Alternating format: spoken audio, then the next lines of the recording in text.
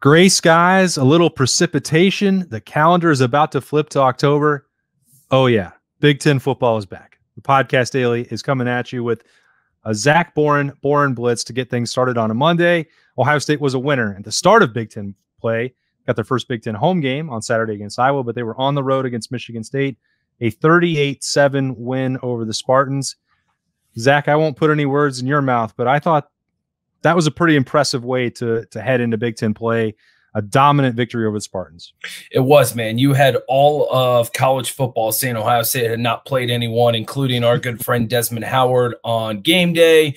And guess what? You get your first Power 5, or Power 4, I guess, opponent in conference play on the road at night, and you take care of business the way you should have. So all of Buckeye Nation should be happy. Are there things to work on, look at on film? Of course. But if you are the Buckeyes, if you're a Buckeye fan, you have to be ecstatic with the way that you started conference play. I was thinking about this, Zach. I was getting ready for the show and, did some snap judgments with Berm on Saturday night. I was like, maybe it's easier to nitpick the non-conference games. Like, that's just the way it works. Ohio State can roll out the helmet. They almost never lose in those situations. And then you look at what can be better, what needs to be improved. And we could still do that, and we will. For any game that the Buckeyes play because they're trying to win a national championship. But like, I had a hard time on Saturday night being like, there were things that I know can be improved, but going on the road and, as you said, winning in primetime at Michigan State and winning by 31, I didn't feel like there was a lot that I really needed to stress about. Like, they took the starters out for the entire fourth quarter. They were able to coast. They didn't have Tyleik Williams again for that game. There are a bunch of things that we could talk about, but I thought there were way more positives, and that was the mindset I was in on Saturday night, and I'm still in that mindset right now talking about the Buckeyes. That was, I think, a very encouraging start to finish game, even though there are still opportunities for the Buckeyes to get better. There are so many positives, and you have to be able to build off of that. To your point, playing the non-conference schedule that you did, it's hard to build momentum off of that, because after you play those games, you're like, we did what we needed to do. We took care of business, but how do we compare to these other big-time teams? Are we able to do this on the road? Which is, I know a lot of people don't put a lot of weight into going on the road. There's weight in that. You're off your schedule. There are so many times college football players in general, when I was playing, I was this way. Every team that I've been a part of, you start finding your routines in your schedule, and as soon as you're off with that, just something feels off. So your first time going on the road, especially it being a night game, it's going to be different. It's going to be weird. For them to come in and take care of business the way they did, there are so many things you need to build on. Now you get ready for an Iowa team who is a very fundamentally sound football team. They had a bye this past week, so they're watching your game. They've got 2 weeks to prepare for you, and then obviously the massive showdown in Eugene, Oregon. But you go back to this game, if there's anything that you can talk about, it is the way the defense played maybe the first 3 series of the game. But if you want to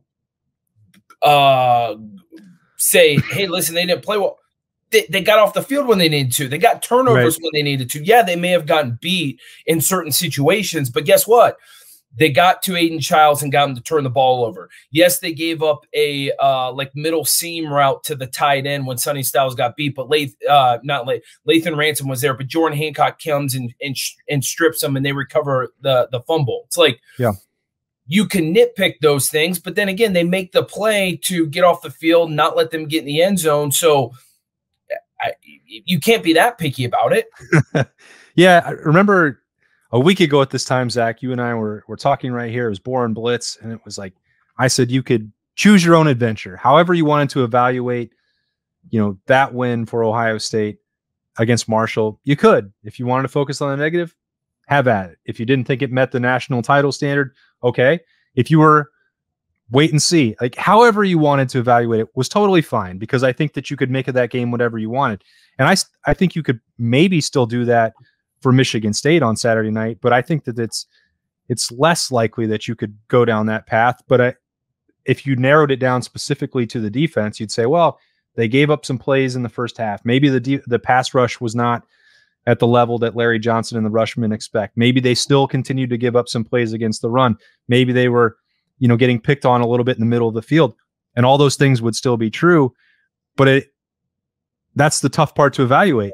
We've asked them to create more turnovers and get some takeaways, and so they gave up yardage, and then they forced the fumble out. They got Lathan Ransom with the one on Aiden Childs. Denzel Burke had the interception in the third quarter that really busted it open, and then the key one from Jordan Hancock after they were getting, I don't know, gashed maybe too strong a word, but they were giving up yardage to Michigan State, which I think had a really good game plan. So all that's to say, you could look at the yardage and be critical of that.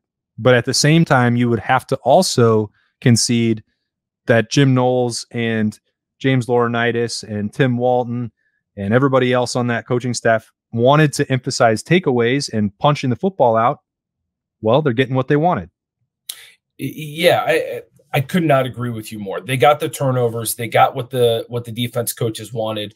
Maybe it was one of those weird games because at halftime, the stats were a completely different story compared to kind of maybe what you saw visually. You would have thought, hey, listen, this game's a lot closer than I thought, or the Bucs aren't performing. But I think at halftime, like Ohio State had 319 yards of offense and Michigan State had 170 or something like that, 180. So you're way outperforming them from a yardage standpoint. I think if there's only two things that if you are the Buckeye fan, and I can be this way sometimes, but if you are the Buckeye fan who woke up Sunday morning, unlike you and I, and said, hey, man, I still feel really negative about that game, the only thing that you could probably put your finger on would be the right side of the offensive line, which I don't think has played all that bad, but are they getting outperformed by the left side? 100%. And could you talk about or complain about the production from the defensive line? And for sure, you can most definitely talk about those things. But then you put the tape on and you look at the second half and the production that you got out of that defensive line, and you're like, oh my God, these guys were absolutely dominating the line of scrimmage. You talk about the offensive line and you look at the stats and you're like, well, how are we supposed to, nitpick the offensive line when they're putting up yardage like that? And I don't even, I know Will Howard got hit when it took the air out of him, but I don't think he was sacked at all on Saturday night. And we could also be Alabama or Georgia fans, and we want to be, and I turned that game on. That was the one great thing about it not being a home game, is that I was watching this game from home.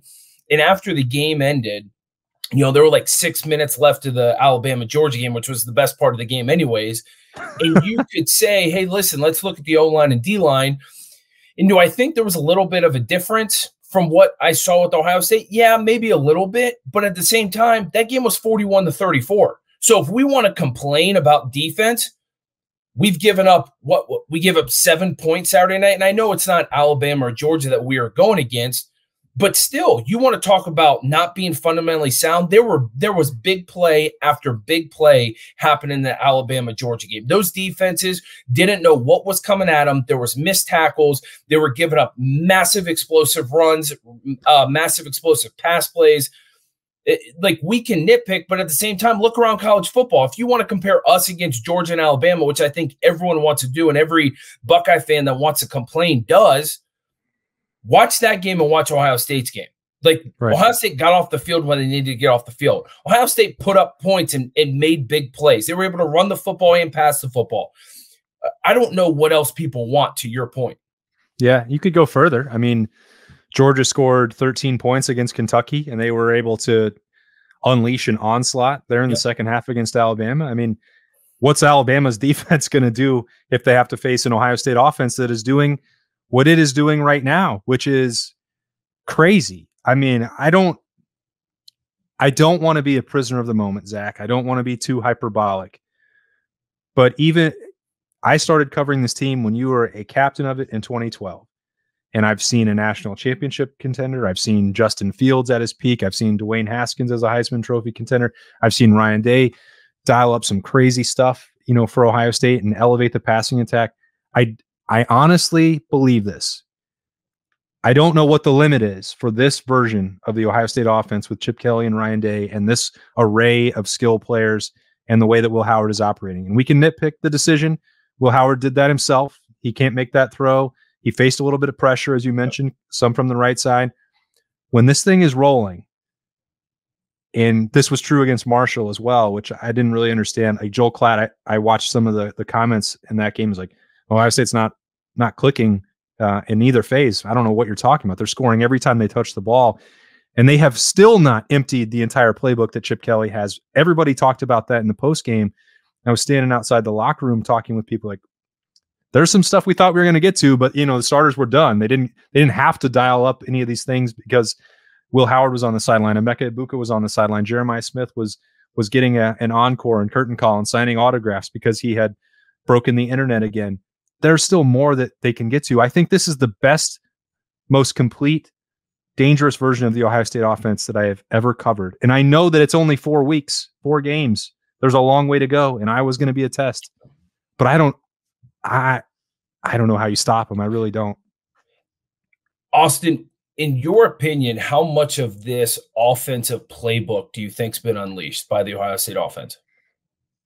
25%. Okay, I was going to say 30%, right? So for everyone that wants to say they're not clicking, my God, they were pretty damn efficient when they started the game Saturday night. Like, damn efficient, right? Maybe they didn't finish in the end zone, right? Which I get that, and only kicked field goal. Had the penalty. Yeah, let's get you going on that. Don't even get me started.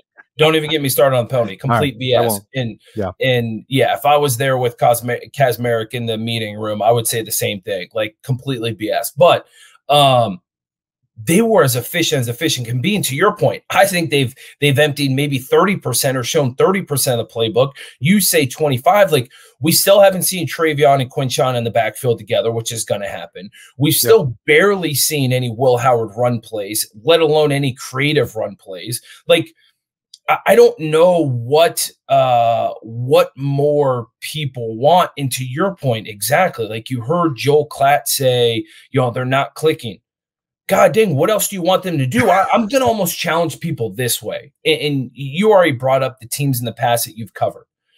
Is this team going to have a Heisman Trophy guy on offense? No, you're not going to have CJ Stroud, right? I think people equate 400 yards and 6 touchdowns passing through the air to success. That's not success, right? This is an evenly balanced offense, probably the most balanced offense Ohio State has ever had, with the way Will Howard's able to distribute the football to wide receivers, the two-headed monster you have in the backfield, the way Will Howard's able to run the football. Like, this team is, JT Barrett's team times 10, which that team won a national championship, right? Right. Is this team going to have Zeke, who's going to get the ball 25 times a game and run for 250 and be a superstar? No, because that's not this team. You go to the defense side of the football. Do you have the Bosa brothers or Chase Young? No, you do not. You do not have someone who's going to go out there and get 3-4 sacks a game. You do not. But you have a defense that, guess what, does not have any weaknesses, that plays together, that tackles well, that's on the same page. Like, you ask me, would I rather have star power with some studs rushing the quarterback and then some holes at defense tackle or at linebacker or in the back end? Or would I rather have an all-star or a superstar running back or quarterback that's putting up ungodly numbers, but then not have a complete team that doesn't have a chance of winning it all? Hell no. I would rather have this team 100 days or 100 times over than a team with all kinds of superpower with guys putting up crazy stats, but they're not a complete team. And I think that's where Buckeye Nation, that's where so many people get their mindset almost gets skewed because they think that's what equates to good football. And it's not. You got to know good football teams when you see it. And this Ohio State team is not just good. They are great and potentially elite, depending on what they do in the next couple of weeks. Yeah. And they have a budding superstar. He might already be an actual superstar in Jeremiah Smith. I know there was one thing that you didn't like about being at home and not at Spartan Stadium, where I was on Saturday night, and that was Peacock was like 3 minutes behind. So you and I are texting during the game, And I saw the first Jeremiah Smith catch, and I said, "Oh my God, Zach! Oh, I can't contain myself. I need to text you about this." And I did. And then by the time you had seen the first one, the second one happened. I'm not going to lie. I loved you giving me little tidbits because I knew what was coming because, you know, during a game and being at home games, it's like you feel it, you can see it. On TV, it's just weird. You don't see the sidelines. You don't see so many other things happening throughout the game. That's just like the play happens, they'll show a replay and that's it. It's like, give me it. Like I love seeing everything that's coming. Yeah, I can't stand Peacock. Cannot stand Peacock. I thought, man, now it's time for me to complain. Right now, I'm like a Buckeye fan. Peacock is terrible. Colt McCoy, maybe the worst color analyst I have ever heard in my entire life, was so bad. Yeah, I mean, I could go on and on about how bad Peacock was. Thank God it's the only time Ohio State will be on Peacock this year because I think every Big Ten team has to be on Peacock once. Yep. Ohio State did it. They will only ever be on Peacock once a year. You know, we're not the Marylands, Indianas of the world. They're going to be on Peacock multiple times. So thank God that's over with. Now we can get back to, you know, regular nationally televised television that you're going to get. That's right. With good commentators. 3:30 on Saturday for Iowa. So you get that back. But yeah, I wonder if they've ever figured out what Quinshawn Judkins' name is. I heard they had a little bit of issues with that on Saturday night. They didn't know what his name was. It's a pretty famous team. I don't know.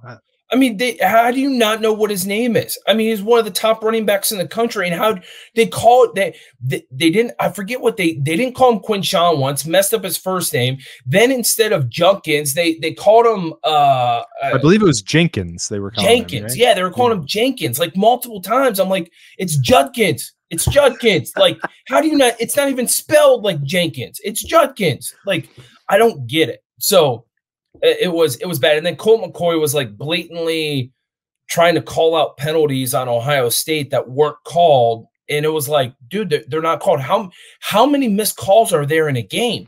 Especially college. We could talk about officiating for 4 of these shows. We could go on for you know, a weekly series of officiating and pull up plays. But guess what? That's not your job, Colt McCoy. You comment on it, it's done. Like, move on. Yeah. They did know Jeremiah Smith's name, and those catches, they were bonkers, Zach. I mean, I don't know what else to say about this guy. I guess Berm was right. He is the best wide receiver in America. Be careful on saying Berm is right. I know. I don't like to do it. That's number one.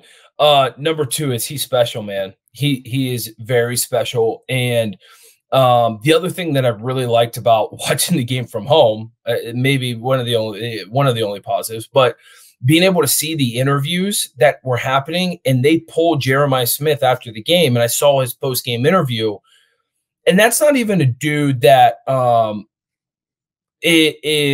a great work ethic, has superstar power, is a superstar, puts an unbelievable product on the field for a true freshman, but he like speaks it too. Like the maturity that he showed after the game, talking about the team and talking about taking every week 1 week at a time and giving credit to you know, Brian Hartline and Ryan Day, and talking about, hey, it's just my job to make those catches. Like, I got to make my quarterbacks look good. It's just what I do. And like, be like, I was shocked at how mature he sounded and how much he had his head on his shoulders, especially, like I said, someone coming in, being a true freshman and having the success that he's had, all of that stuff, especially in today's day and age where not only are you getting social media fame and everything else, now you're getting NIL fame, you know, the money's coming in. Guess what, man? That dude's keeping it together because it's easy nowadays to let those things get out of control, and he's not letting that happen. I watched back that NBC interview later just for my own information and educational purposes. My favorite part was when he said, yeah, there's not a 50-50 ball with me. Like that. No, yeah. He said it so matter-of-factly. He was not trying to brag, but because it was after all the other things you said, which is like giving credit to the teammates and the work ethic. And I talked to Ryan Day about that on the Notebook, and he's like, yeah, this guy just shows up for work, and he, you know, if he makes a mistake, he won't make it twice.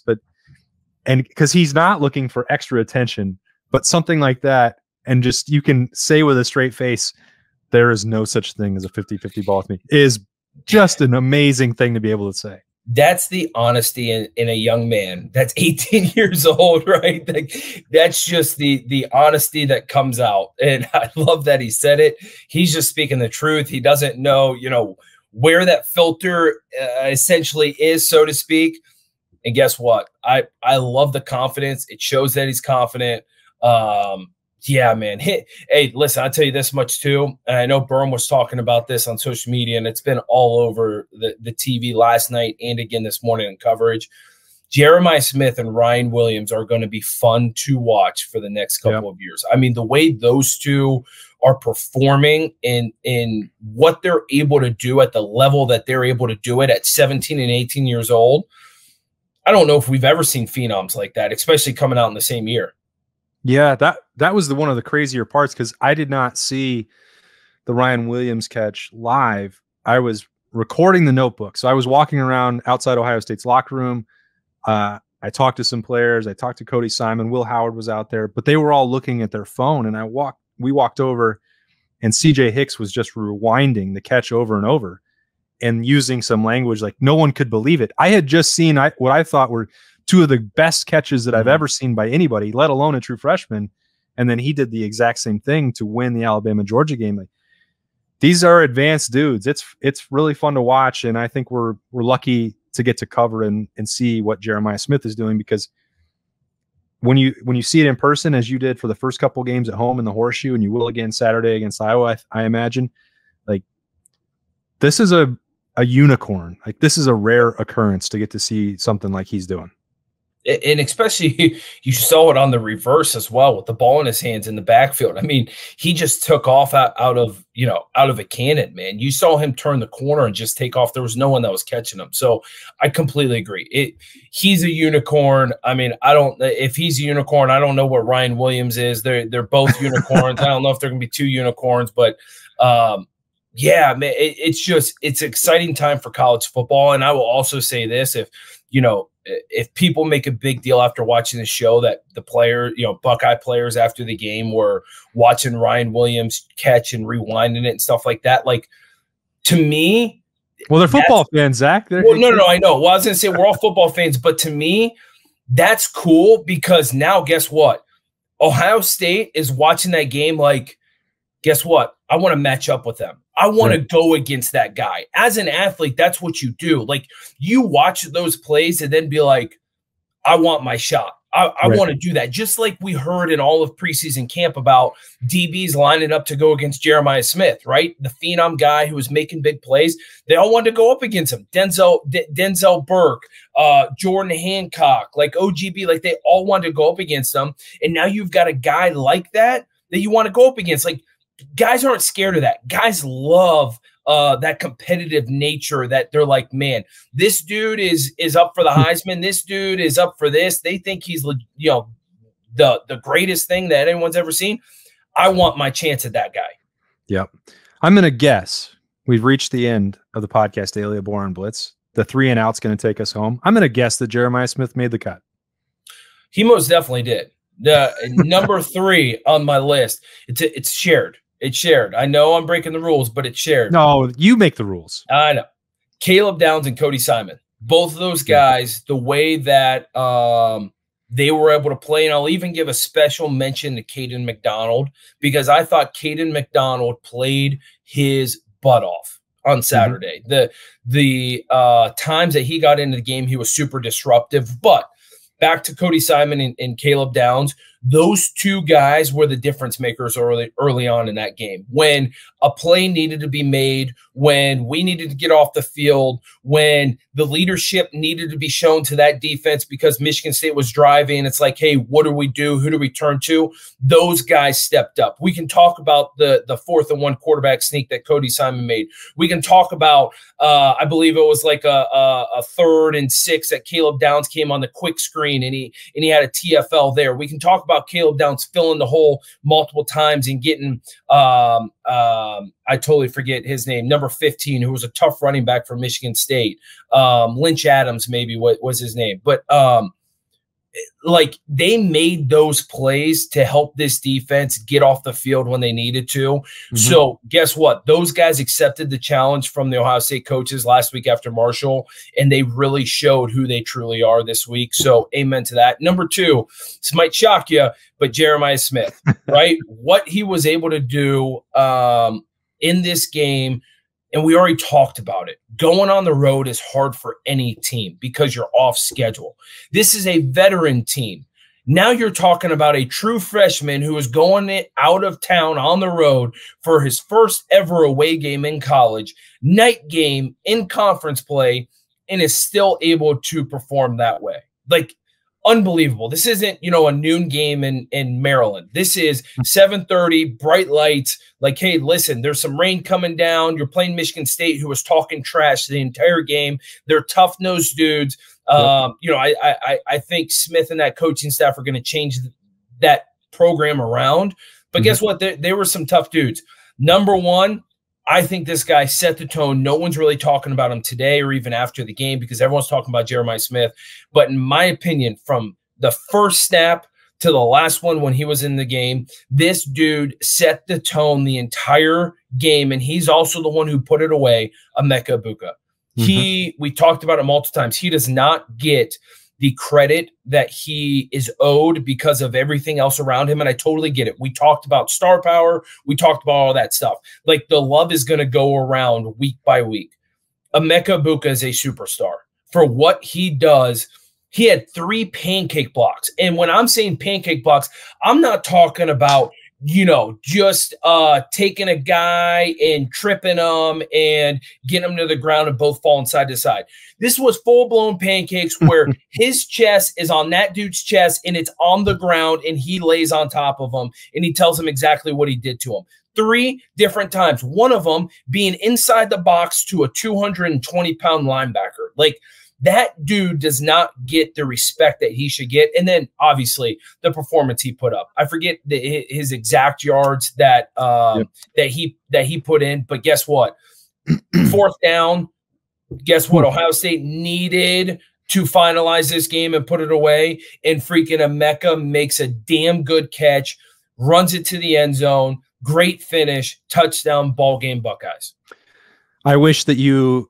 So we spent a fair amount of time last year on Boren Blitz talking about pregame stuff and leadership and mentality and dogs and alpha. I wish that you had seen Emeka in pregame on Saturday night because he still likes to dance, but it was like no one else was around him. He was almost dancing to his own thing. But when anyone else was around and you saw the look in his eye, it's hard to describe it. It's impossible to quantify, but I was standing about 5 yards away from him when he came out of the tunnel, and I thought, uh-oh. You could look at this man, and you knew he was going to do something with bad intention for the rest of the night. It took maybe a little bit longer. You said start to finish. Like there was a time in that game when Michigan State seemed to like chirp at him a little bit and get him disrupted, but with the blocking, the plays he made, he was locked in, and I think I would throw in Denzel Burke in that conversation as well because he went right over to the student section before the game and was telling them to make more noise. Like that's what this team has, dude. Zach, I know that that's what you've been wanting for a long time. So listen, I love it. I've always loved going on the road, especially that first time, because it's your first time coming together and you're like, hey, we get to trash talk the entire team. We get to trash talk the entire stadium. Like it's us versus them. And there is no better feeling doing it. And I felt like so many times the past couple of years we talked about it, you have guys who almost shied away from that, or there was like a fake persona about him about wanting it. Oh, no. This team is completely different. They're like, punch me in the mouth and see how much harder I'm going to punch back. Like that's what these guys want. And that's how you know you have a great team. And guess what? They're going to go on the road to Eugene, Oregon. They're going to go on the road to Happy Valley and play Penn State. Both of those places, they're going to be ready. They're going to be throwing punches and they know it. And that's what I'm excited to see this team do. Yeah. The month of October is going to be a blast. It kicks off with Ohio State and Iowa on Saturday at 3:30. That's going to be a physical one too. So it's Big Ten season. Can't wait to keep breaking it down with Zach Boren. We're going to have some Buckeye Q later in the week. Probably be looking at those takeaways. We're going to be back for a weekend kickoff brought to you by Bryant Heating and Cooling Systems at the Fairway Columbus on Thursday night. So you got Zach and Michael Bennett. That should be pretty interesting because we can talk some more about the defensive line. Like we're still going to look at some of the things that can be improved. So like it's not all feel good all the time, but that was a performance that I think needed to be celebrated. So we did that. Ohio State 38-7 winner over Michigan State in the Big Ten opener on the road Saturday night in primetime. On to Iowa, on to the week ahead. Thanks for kicking it off with us right here on the Podcast Daily with the Boren Blitz. For Zach, I'm Austin. We'll talk to you next time.